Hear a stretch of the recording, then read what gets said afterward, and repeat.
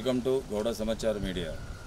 ముఖ్యంగా మనం మున్గోడు నియోజకవర్గమైనటువంటి మరిగూడెంలో ప్రస్తుతానికి మనం ఉన్నాము. ఇక్కడ ప్రత్యేకంగా ముఖ్యంగా మొన్న జరిగినటువంటి అన్ని పత్రికలలో వచ్చినటువంటి ప్రధాన అంశము మన మాజీ ఎంపీ టీఆర్ఎస్ నాయకులుగా నేడు రాజీనామా చేసిన బుర్ర నర్సయ్య గౌడ్ గురించి అందరూ కూడా చర్చించుకోవడం జరుగుతుంది. మరి ఈ మరిగూడ ప్రాంతంలో మేము అనేక మందిని కూడా సంప్రదించినప్పుడు వారు చెప్పింది వాళ్ళ రాజీనామా పత్రంలో ఏదైతే వివరణ ఇవ్వడం జరిగిందో అనేక రకాలుగా కూడా మేము అవమానాలను భరించగలుగుతాం, కానీ బాన్సేగా బతకడం అనేది అసాధ్యమైన పని. కాబట్టి నేను పార్టీ మారడానికి కొన్ని కారణాలు ఉన్నాయి, అందులో ఇదొకటి కారణమని బుర్ర నర్సయ్య గౌడ్ చెప్పడం జరిగింది. అదే రకంగా కూడా ఇక్కడ ప్రజలను మేము కలిసినప్పుడు మరిగూడ ప్రాంతంలో ఉన్న అనేక మంది ప్రజలను, గౌడ బంధువులను కానీ ఈ గౌడ సోదరులతో పాటు బీసీ వర్గంలో కలవడం ద్వారా అందరూ కూడా ఏకాభిప్రాయంతో వారి యొక్క రాజీనామాను ఆమోదిస్తున్నారు, హర్షిస్తున్నారు. వారు ఏ పార్టీలో చేరినా కూడా వారికి మా మద్దతు ఉంటుందన్న అభిప్రాయాన్ని వ్యక్తం చేస్తున్నారు.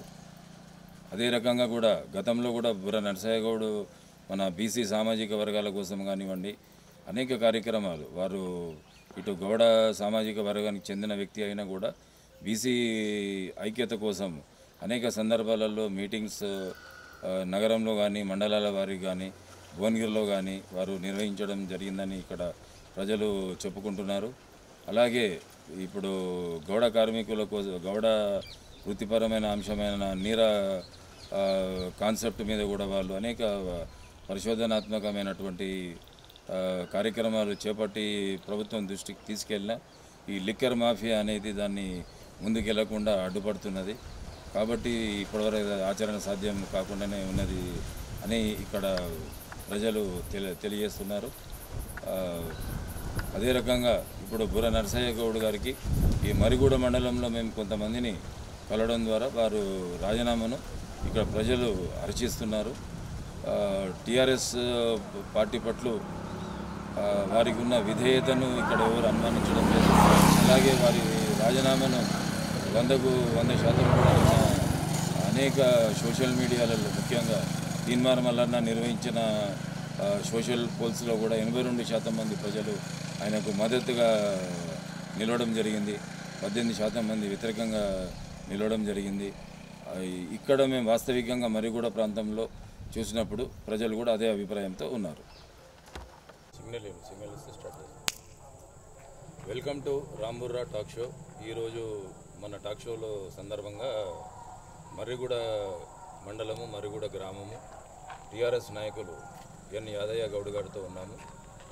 మిగతా టీఆర్ఎస్ శ్రేణులందరూ కూడా ఇక్కడ ఫంక్షన్ హాల్లో ఉన్నారు. ప్రచార కార్యక్రమంలో అందరూ కూడా హడావడిలో ఉన్నారు. మరి యాదయ్య గౌడ్ గారు సతీమణి మరిగూడ సర్పంచ్ కూడా ఉన్నారు.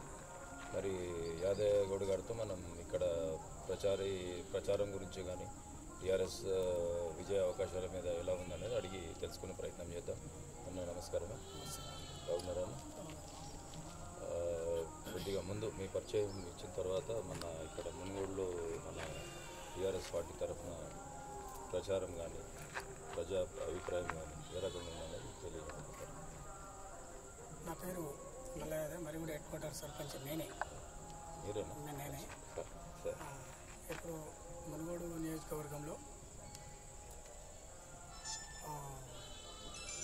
సుమారుగా 3.5 సంవత్సరాలు పాలించినటువంటి కాంగ్రెస్ అభ్యర్థి కోమటిరెడ్డి రాజగోపాల్ రెడ్డి గారు మధ్యలోనే వారి స్వలాభం కోసం రాజీనామా చేయడంతో వచ్చినటువంటి ఎలక్షన్లు కాబట్టి చాలా ఛాలెంజ్గా తీసుకున్నటువంటి కేసీఆర్ గారు మరియు కేటీఆర్ గారు, అదేవిధంగా మా గ్రామానికి కూడా ఇన్ఛార్జిగా ఉన్నటువంటి హరీష్ రావు గారు, ముఖ్యంగా మా దగ్గర ఉన్నటువంటి మరి కూడా హెడ్ క్వార్టర్ టీం కూడా ఎక్సలెంట్గా డైలీ వైజ్గా వర్క్ చేయడం జరుగుతుంది.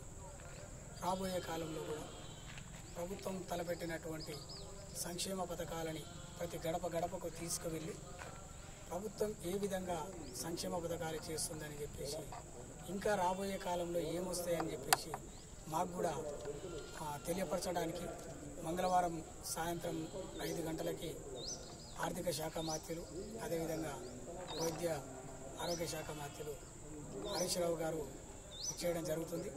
ఇక్కడే వారు సుమారుగా 10 రోజులు మకాం వేసి ఇక్కడ ఉన్నటువంటి సమస్యలు కూడా ఆల్రెడీ వాళ్ళ దృష్టికి తీసుకెళ్ళిన వారి దృష్టికి ఇక్కడికి వచ్చి వారు సొంతంగా కూడా చూస్తామని మాకు తెలియజేయడం జరిగింది.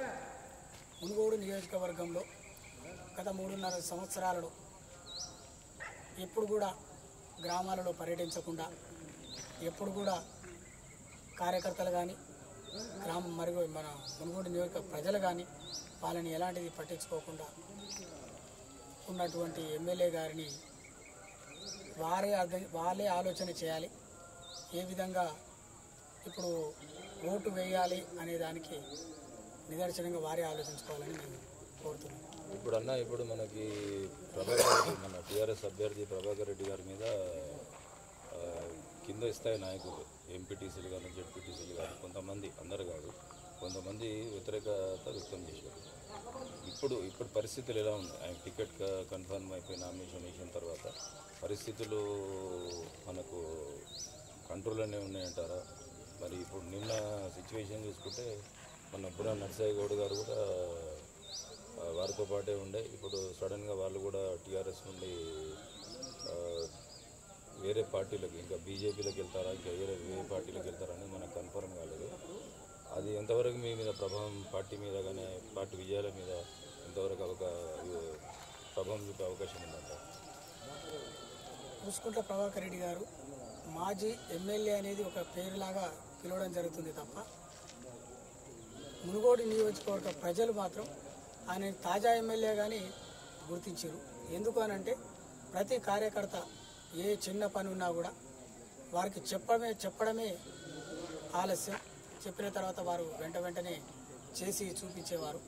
కాకపోతే ఏంటంటే సెకండ్ క్యాడర్ అంటే మాజీ సర్పంచులు కానీ ఎంపీటీసీలు కానీ కొద్దిగా అసహనంగా ఉన్నమాట మాత్రం వాస్తవమే. కానీ ఈ మధ్యకాలంలో మాత్రం అందరూ కూడా కూసుకుంట్ల టికెట్ ఎవరికి ఇస్తారా అనేది ఒక కన్ఫర్మేషన్ లేకపోవడం వల్ల కూసుకుంట్ల ప్రభాకర్ రెడ్డి గారికి ఎప్పుడైతే టికెట్ అనౌన్స్మెంట్ అయిందో మ్యాక్సిమం 95%, 96% సెట్ రైట్ అయిపోయినాయి. కాస్త ఇంకో గ్రామానికో మండలానికో 1-2-3 ఉన్నారు. వారు కూడా ఈ 2-3 రోజులలో సెట్ అవుతుంది. కాకపోతే ఏంటంటే నిజం చెప్పాలంటే బుర్రా నర్సయ్య గౌడ్ గారు పోవడం అనేది కొద్దిగా బాధాకరమే. ఎందుకనంటే వారు కూడా మునుగోడు భువనగిరి పార్లమెంట్లో కాకుండా ఎక్కువ శాతంలో మునుగోడు మీదనే ఆయన ఫోకస్ పెట్టడం జరిగింది. కానీ టికెట్ మాత్రం ఒకరికే ఇవ్వాలి కాబట్టి, కాకపోతే ఏంటంటే పూసుకుంట్ల ప్రభాకర్ రెడ్డి గారు ఇన్ఛార్జ్గా ఉన్నారు కాబట్టి వారు ఇక్కడ ప్రతి ఒక్కరికి అందుబాటులో ఉండడం వల్ల ఇదైపోయింది తప్ప వేరే ఏం లేదు. బుర్రా నర్సయ్య సార్ కూడా మేము నిజం చెప్పాలంటే టీఆర్ఎస్ పార్టీ కార్యకర్తలు ఎప్పుడు కూడా వారిని దూరం చేయదలుచుకోలేదు. కానీ వారి ఆలోచన విధానం ఏందని మనకు కూడా తెలియదు కాబట్టి ఆ స్థాయిలో మాట్లాడుకునే స్థాయి కూడా మాది కాదు కాబట్టి ఎంతసేపు ఉన్నా మేము మునుగోడు నియోజకవర్గంలో టీఆర్ఎస్ జెండా ఎగరటానికి ప్రయత్నం చేయాలని చెప్పేసి గట్టి ప్రయత్నం చేస్తున్నాం.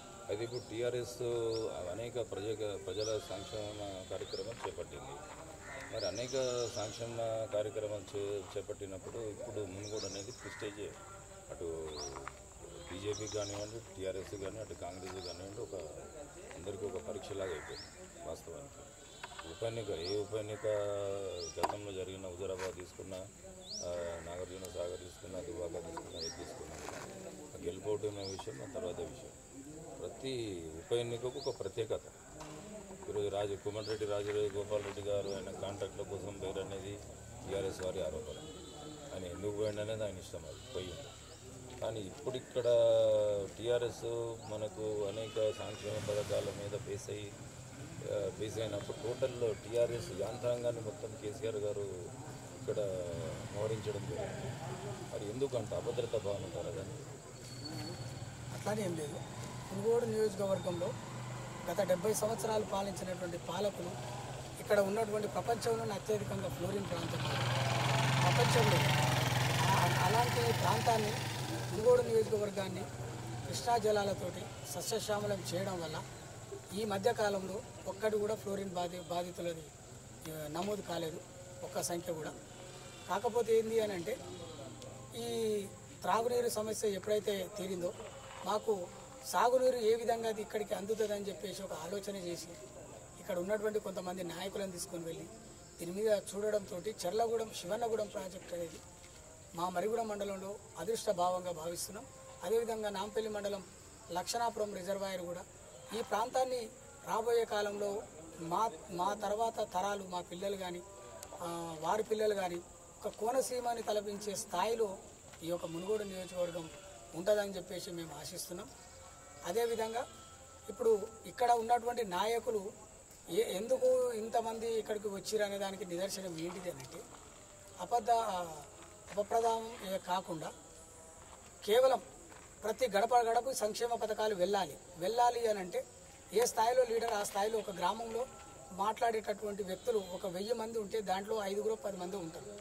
కాకపోతే అందరికీ మోటివేట్ చేయడం రాదు కాబట్టి ఈ యొక్క క్యాడర్తో పాటు వారిని కూడా కలిపితే మంచి తెలుగు కళలను తీసుకొచ్చి ఈ ప్రాంతానికి వేయడం వల్ల ఇక్కడ జరిగేటటువంటి సంక్షేమ పథకాలు ఏవైతున్నాయో ప్రతి గడప గడపకి ఈ పథకం వెళ్ళిందా వెళ్ళలేదా అనే దాని మీద పూర్తిగా వారికి అవగాహన వచ్చేటటువంటి నాయకులను మాత్రమే పంపేయడం జరిగింది. వారు కూడా మాతో పాటు 1 or 2 days కూర్చొని కూడా మాతోటి కూర్చున్న తర్వాత ఇక్కడ ఉన్నటువంటి మరిగూడ హెడ్ క్వార్టర్లో సుమారుగా 837 గడపలు ఉన్నాయి. 837 గడపలకు కూడా ఎన్ని సంక్షేమ పథకాలు ఏ గడపకు వెళ్ళిందనే దాని మీద కూడా వాళ్ళ ఒక బుక్లెట్ కూడా తేవడం జరిగింది. దానివల్ల కూడా మాకు కూడా తెలిసింది. ఎందుకంటే ఇలా కళ్యాణ లక్ష్మి వచ్చినాం, ఒక 10 చెక్కులు వస్తే ఇచ్చేసినాం, తర్వాత సీఎం రిలీఫ్ ఫండ్ ఇచ్చేసినాం, ఆసరా పెన్షన్ ఇచ్చేసినాం. అంటే ప్రతి ఒక్కటి మాకు సంబంధం లేకుండా ప్రభుత్వమే డైరెక్ట్ వారి ఖాతాల్లోనే జమ చేయడం వల్ల కొంతమంది మాకు తెలియకుండా ఉన్నా కూడా వారు వచ్చినటువంటి తీసుకొచ్చినటువంటి బుక్లెట్ చూస్తే మన ఇంటికి మన ఊరికి మరిగూడ హెడ్ క్వార్టర్కి ఎన్ని కళ్యాణ లక్ష్మి చెక్కులు వచ్చినాయి ఇప్పటి వరకు, ఎన్ని ఆసరా పెన్షన్లు వస్తున్నాయి ప్రతి నెల, ఎన్ని రైతు బీమాలు ఇప్పటి వరకు వచ్చినాయి అనే దాన్ని మాకు ఒక క్లుప్తంగా కూడా వారు ఇక్కడికి వచ్చినందుకే మాకు తెలిసిందనే విధంగా మేము భావిస్తున్నాం. ఇప్పుడు మనకు ఈ మునుగోడులో పోటీ అనేది బీజేపీతో ఉంటుంది అనుకుంటారు, కాంగ్రెస్తో ఉంటుంది అనుకుంటారు, గట్టి పోటీ లేదా ట్రయాంగులర్ త్రిముఖ పోటీ ఉంటుంది? మేమైతే త్రిముఖ పోటీ అనుకుంటున్నాం. ఎందుకంటే మునుగోడు నియోజకవర్గం కూడా అందుతున్న సర్వేలు కానీ నివేదికలు కానీ ప్రజాభిప్రాయం కానీ చూసుకుంటే రాను కాంగ్రెస్ డౌన్ అవుతున్నారు. దానికి చాలా కారణాలు కనబడుతున్నాయి. ఎందుకంటే వాళ్ళు రాజీవ్ గాంధీ పాదయాత్ర ఒక దిక్కు, రెండోది శ్రావంతి గారు ఏమో ఆర్థికంగా అంత బలోపేతంగా లేకపోవడం ఒక కారణం. అగ్రశ్రేణి నాయకులంతా కూడా ఇప్పుడు ముందు వాళ్ళు ఏర్పాటు చేసిన కమిటీల నుండి కూడా కొద్దిగా దూరం జరిగి పెట్టుకున్నారు. కాబట్టి అట్నుండి అంటే కాంగ్రెస్ పార్టీ అభ్యర్థి కొంత రోజు రోజుకు డౌన్ అవుతున్నప్పుడు మరి మీ ఇద్దరి మధ్యలో పోటీ బలంగా ఉంటుంది అనుకుంటున్నారా? మరి త్రిముఖంగా పోటీ ఉండే ఇతర పార్టీలు కూడా బీఎస్పీ కూడా పోటీ చేస్తున్నారు, కోదండరాం పార్టీ కూడా పోటీ చేస్తుంది. మరి వాళ్ళ ప్రభావం ఎంతవరకు ఉండొచ్చు ఎన్నికల మీద? కరుణి సాగుకు 100 కారణాలు అన్నట్టు కాంగ్రెస్ పార్టీ నిజం చెప్పాలంటే మునుగోడు నియోజకవర్గంలో అతి బలంగా ఉన్నటువంటిది కాంగ్రెస్ పార్టీ కంచుకోట.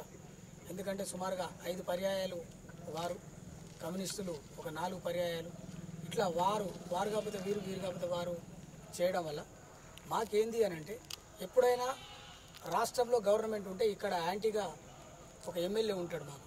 అది మాకు ఎప్పటి నుంచో మాకు వస్తున్నటువంటి ఒక ఆనవాయితీ అనుకుంటాం మేము. కాకపోతే ఏంటంటే కూసుకుంట ప్రభాకర్ రెడ్డి గారు ఒకసారి గవర్నమెంట్ ఉన్నప్పుడు మాత్రమే ఫామ్లో ఉన్నటువంటి వ్యక్తి.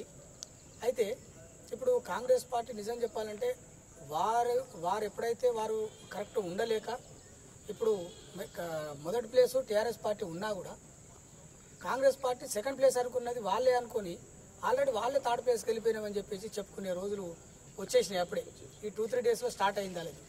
అంటే ఇప్పుడు వచ్చినటువంటి సర్వేల ప్రకారం కానివ్వండి, ఇప్పుడు అయ్యేటటువంటి కొన్ని అటు ఇటు జైనింగ్లు కానివ్వండి, మా దృష్టికి కూడా వస్తున్నటువంటిది ఏంటంటే బీజేపీ ఆరు టీఆర్ఎస్ మధ్యలో పోటీ ఉంటుంది. కానీ కూసుకుంట ప్రభాకర్ రెడ్డి గారు భారీ మెజార్టీతోటి గెలుస్తాడనేది మన మునుగోడు నియోజకవర్గ ప్రజలు కూడా మంచి తీర్పు ఇస్తారని చెప్పేసి మేము ఆశిస్తున్నాం. ఎందుకు అని అంటే మునుగోడు నియోజకవర్గ ప్రజలు మళ్ళీ గతంలో ఈ తప్పిదం లేకుండా ఇప్పుడు సుమారుగా మళ్ళీ 1 సంవత్సరం తర్వాత మళ్ళీ ఎలక్షన్లు రాబోతున్నాయి. కాబట్టి ఈ సంవత్సరం వరకు తప్పకుండా కూసుకుంట ప్రభాకర్ రెడ్డి గారికి అవకాశం ఇస్తారు. ఎందుకంటే గ్రామాలు కూడా చాలా వరకు గ్రామాలు అభివృద్ధి వీరు తిరగక చేయలేక కుంటుపడిపోతున్నాయి. మాలాంటి సర్పంచులు కూడా మేము ఏం చేయాలో దిక్కుతోని స్థితిలో ఉన్నాము. కాకపోతే మా అదృష్టంగానే భావిస్తున్నాం ఈ ఎలక్షన్లు రావడం కూడా. ఎందుకనంటే ఇప్పుడు వీరు పోవడంతో మాకు అధికార పార్టీ ఎమ్మెల్యేగా కూసుకుల ప్రభాకర్ రెడ్డి గారు కొనసాగుతారు కాబట్టి మేము వారి దగ్గరికి వెళ్ళి ప్రతి సర్పంచ్ కానీ ఎంపీటీసీ కానీ జెడ్పీటీసీ ఎంపీపీ కానీ మన మండలాలని వారి యొక్క గ్రామాలని అభివృద్ధి చేసుకోవడానికి వారి సహకారం తీసుకొని వారి సహకారంతో రాబోయే కాలంలో అభివృద్ధి చేయడం జరుగుతుంది. సంతోషం. చివరిగా మీకు ఒక ప్రశ్నకు సమాధానం మీ నుండి రాబట్టాలనుకుంటున్నాం. మనకు టీఆర్ఎస్ అంటే తెలంగాణ రాష్ట్ర సమితి తెలంగాణ అస్తిత్వం కోసం పోరాడినటువంటి ఒక పార్టీగా ముద్రపడ్డది. మరి ఇప్పుడు ఆ టీని పక్కకు జరిపేసి అంటే భారతీయ రాష్ట్ర సమితిగా ఏర్పాటు చేయడం జరిగింది. అది జాతీయ పార్టీగా అవతరిస్తుందా అని భవిష్యత్తు తెలుస్తుంది. కేసీఆర్ గారి వ్యూహాలు ఆయనకున్న కాలంలో మరి దాని మీద మీ అభిప్రాయం ఏంటి? రాష్ట్రంలో ముఖ్యంగా ఏంటంటే రాష్ట్రంలో రైతులు సమస్యలు లేక ఉన్నారని చెప్పేసి ఒకటి ఉచిత విద్యుత్ అనేది అందరికీ తెలిసిన విషయమే. సాగునీరు అనేది కూడా బ్రహ్మాండంగా అందరూ కూడా సాగునీరుతో అందుతున్నాయి అందరికీ. ఎక్కడైతే సాగునీరు లేదో అక్కడ ఆ ప్రాంతాలలో సుమారుగా ప్రాజెక్టులు నిర్మించుకోవడం జరుగుతుంది. కాబట్టి భారతదేశంలో ఉన్న రైతులందరూ కూడా ఏకపక్షంగా కేసీఆర్ నాయకత్వాన్ని కోరుకోవడం జరిగింది. వారు ఊరికే బీఆర్ఎస్ అని పార్టీ పెట్టి ఏదో గాలిలో మేడలు కట్టాలని ఆలోచనతో లేరు. వారు స్పష్టంగా వారికి వచ్చినటువంటి పలు రాష్ట్రాలకి అభిప్రాయాలని సేకరించి అక్కడున్న ఆ ప్రాంతంలో ఉన్నటువంటి రైతులకు నిరుపేదలకు ఏమిస్తే బాగుంటుంది అనే ఆలోచనతోటి పక్క రాష్ట్రాలు మొత్తం మన రాష్ట్రం వైపు చూస్తున్నాయి.